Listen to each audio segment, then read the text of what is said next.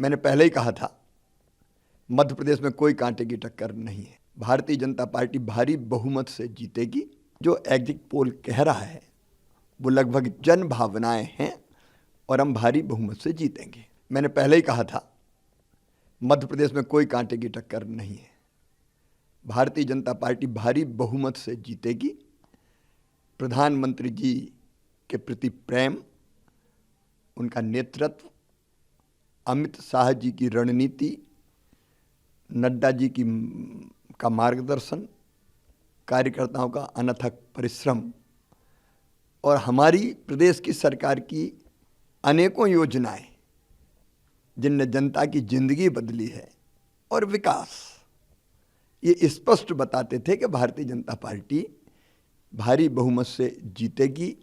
मैं तो हमेशा आत्मविश्वास से भरा रहा और मैंने सदैव कहा कि जो एग्जिट पोल कह रहा है वो लगभग जन भावनाएं हैं और हम भारी बहुमत से जीतेंगे।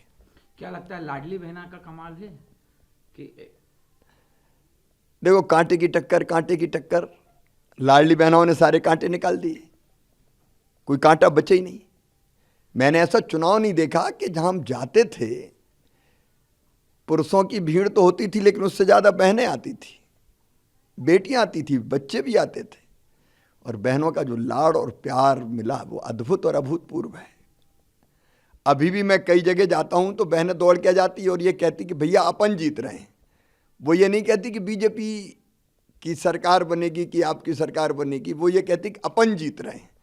अपन जीत रहे हैं मतलब बीजेपी की जीत में बहनों को अपनी जीत दिखाई दे रही है और इसलिए लाडली बहना ने सचमुच में चमत्कार किया है। वोटिंग के बाद हमारे बीजेपी की भी कई नेताओं से बात हुई, अनौपचारिक चर्चा में भी आप 140 तक पहुंचे।